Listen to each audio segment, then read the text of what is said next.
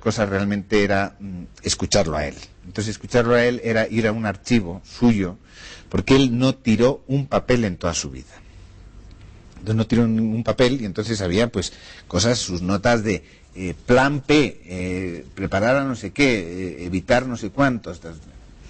Y a través de esa voz fui intentando reconstruir al personaje a través de los miles y miles de escritos, informes, comentarios, esto que te estoy diciendo del libro sobre Bolivia. Tiene unas maravillosas anécdotas de sus primeros encuentros con los milicianos en la guerra, por ejemplo. Es que lindo, porque el libro que él escribió acerca de su abuelo ha ganado premios, es un libro realmente muy respetado en el mundo. Pero yo quiero preguntarte, ¿por qué elegiste la sociología? Pues fíjate, esa fue una decisión. Yo lo que quería siempre era escribir. Pero claro, escribir no es ninguna profesión, por así decirlo, ¿no? La única profesión que se acerca más a escribir es periodismo. Entonces yo al principio quería hacer periodismo. Y entonces mi padre me dijo, habla con Pedro Simose.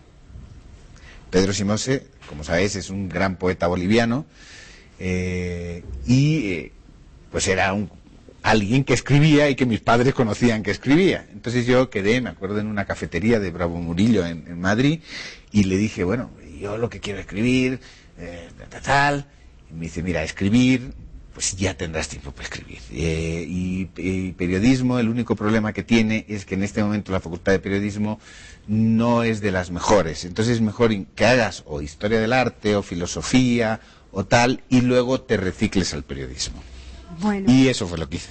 Entonces elegí sociología, pues supongo que porque era una época así más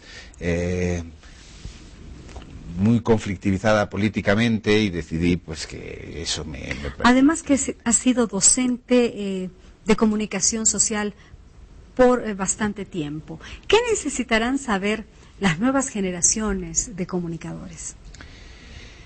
Bueno, el problema es que nosotros estamos como periodistas en un momento de cambio tan brusco que a veces incluso te sientes incómodo por enseñar algo que de repente pasado mañana ya no exista.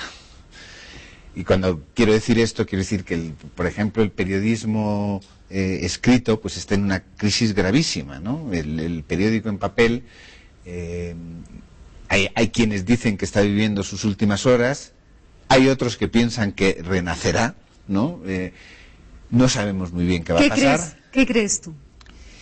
Yo creo que, no sé si en papel o en otro artilugio, como pueda ser, por ejemplo, las tabletas, pero sí creo que la lectura, es decir, informarte a través de la lectura y no solo de lo audiovisual, que es distinto, porque tienes la atención concentrada en distintos focos, digamos, esa relación que tiene una persona cuando va, digamos, siguiendo un texto y va adentrándose y empieza de alguna forma a ir perdiendo los lazos con eso que le va rodeando y entra en la dinámica del texto, esa relación, es decir, que es mucho más elaborada, diferente, distinta, eso yo creo que es una necesidad que siempre va a existir, ¿no? Y entonces va a sobrevivir el periodismo de desarrollo escrito. ¿Cómo entras a trabajar en uno de los periódicos más poderosos e importantes del mundo? Hablo del país de España. Pues mira, la historia del país, yo empecé en el país haciendo crítica literaria, pero desde fuera del país. Es decir, la persona que lleva, en esa época había un suplemento de libros en el periódico y yo había trabajado mucho con el que lo llevaba y conocía bien, digamos, mis inquietudes y sobre todo me eligió para una tarea que es curioso, que los azares, ¿no? Pues decía, yo necesito a alguien que los ladrillos, es decir, los libros de filosofía, los libros de historia, los libros de tal, los cuenten con cierta facilidad o por último que la gente lo puede hagan más ágiles, claro, ¿no? puede entenderlo. Que los destripes. No quiero, porque cada vez que mando a un filósofo que haga la crítica de filosofía, empieza a hacer gran filosofía y el lector no se entera de que... Entonces quiero que haga filosofía, no sé cuánto. Y entonces me empezaba a mandar libros, pues, porque yo tenía, digamos, una preparación por sociología, digamos, de libros teóricos y leía mucho, y entonces empecé a hacer críticas, pues, de libros de este registro, ¿no? Uh-huh. Con esa voluntad, claridad, transparencia, conseguir comunicar, intentar, digamos, invitar a la lectura en vez de entrar en una discusión muy compleja, que a veces es el problema que tiene la crítica más académica, que además tiene que existir, lógicamente, una crítica que entre, no, el concepto de no sé cuántos no está bien desarrollado por no sé cuánto. Quizá el periodista tiene que contar más bien de qué va ese concepto y por qué tiene interés, ¿no? Ahora, al ser un periódico tan prestigioso como es El País, caer en un error tan delicado como es la vida de un ser humano, es verdad, cualquiera se puede equivocar, ¿no? Pero esa desafortunada fotografía del presidente Hugo Chávez, que enseguida la vamos a ver en pantalla, que no era él, por supuesto, está llegando ya a tribunales internacionales. ¿Cómo en un instante se puede perder la credibilidad, ¿no? No solamente del periodista que en ese momento dio el ok, sino de todo un periódico, ¿no? Bueno, tocas un tema muy delicado para todos los que formamos parte del diario, lógicamente. Yo lo primero que frente a esa situación quiero decir, errar es humano y todos nos equivocamos. Bueno, eso es lo primero. Entonces, nos equivocamos, o se equivocaron los responsables del periódico, pero bueno, cuando se trata de errores, me gusta hablar en nosotros, ¿no? Nos equivocamos. Nos equivocamos y hubo la habilidad o la destreza y el coraje de reaccionar inmediatamente y de reconocerlo inmediatamente y de pedir perdón y de retirar la circulación del periódico impreso y de, lógicamente, quitar de la página web el objeto del error, ¿no? Y también me parece que pedimos perdón, que también creo que es importante. Esta fotografía nunca debió ser publicada. Pedimos perdón a nuestros lectores y, en fin, pedimos perdón por haber cometido un error. Ahora toca... Bueno, siempre estos mazazos te hacen perder prestigio, te pueden hacer perder credibilidad. Yo espero que los lectores sepan que un periódico no es una cuestión de un día, es cuestión de una larga trayectoria y que creo que El País no ha tenido tantas metidas de pata. Ahora, El País tiene el manual de estilo más rico y más prestigioso. ¿Cómo es que no se hizo no se tuvo el cuidado, no se hizo el seguimiento respectivo antes de sacar esta fotografía? Claro, yo creo que hay un problema grave, que es el que antes, cuando me preguntabas sobre qué les podemos enseñar a los nuevos periodistas, te decía que no sé qué podemos enseñarles porque estamos viviendo circunstancias muy cambiantes y yo creo que parte de esas circunstancias cambiantes que estamos viviendo y que nos fragilizan a los, digamos, que venimos del periodismo más tradicional, nos fragilizan porque a veces no sabemos movernos en un medio distinto. Entonces, ¿qué es lo que está pasando ahora?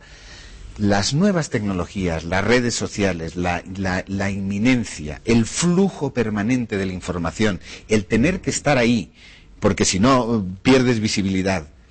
Yo creo que todas estas circunstancias, toda esta tensión, toda esta urgencia fue la que provocó una precipitación que no debió darse. Es decir, porque si no hubiera habido precipitación, posiblemente no estaríamos hablando de esto ahora mismo. Por supuesto, ¿no? Dice que fue calificado como el mayor error de la historia del diario El País de España. Le costó el cargo al responsable de la publicación, ¿no? A Javier Moreno.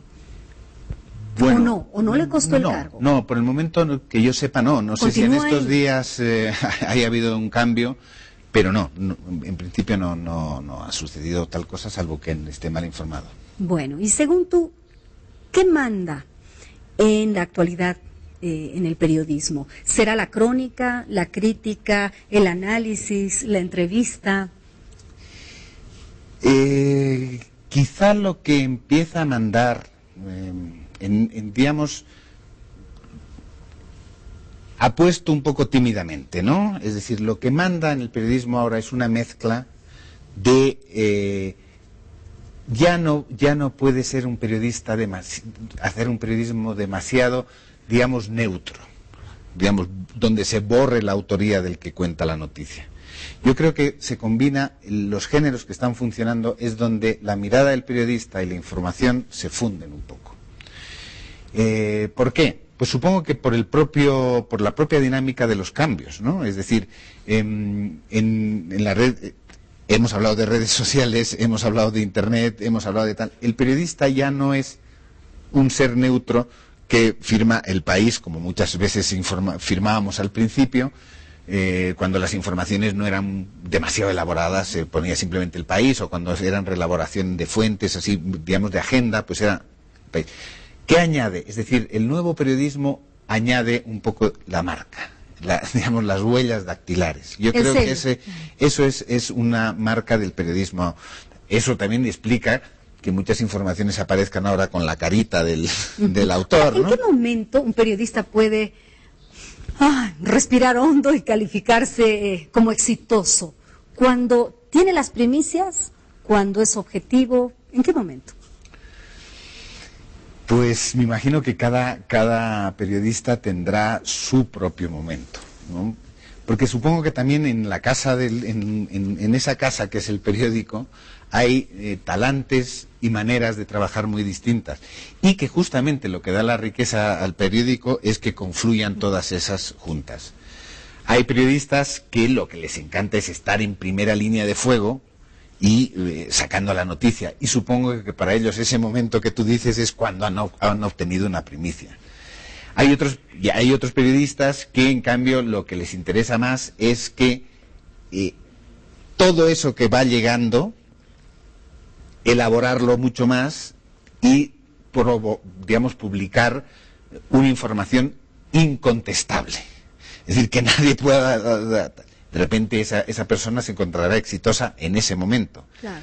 Quizá otro, que es el que está editando, se encuentre feliz porque ha encontrado el título que había que titular esa información, que claro, te ha llegado más o menos en bruto porque el que lo estaba trabajando, ahora muchas veces titula lógicamente el propio periodista, pero quien decide es el editor finalmente, ¿no? Y quizás se encontrará feliz cuando ha sabido servir, empaquetar bien lo que está dando.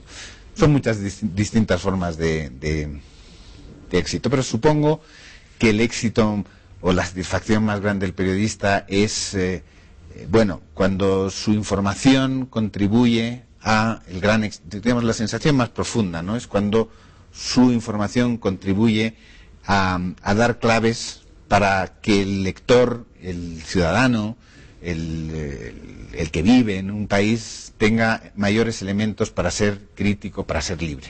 Oscarito, adelante, por favor. Sí, tenemos preguntas. Luis Alberto de la Paz pregunta a nuestro invitado: ¿qué opina del periodismo de farándula, de espectáculos, que camuflados en el periodismo, entre comillas, cultural o social, caen cada vez más en el simple chisme o rumor? Bueno, esa es una de los peajes que quizá estamos pagando en este momento de transición. Porque... Bueno, ¿qué ocurre? Pues, digamos, tenemos que estar...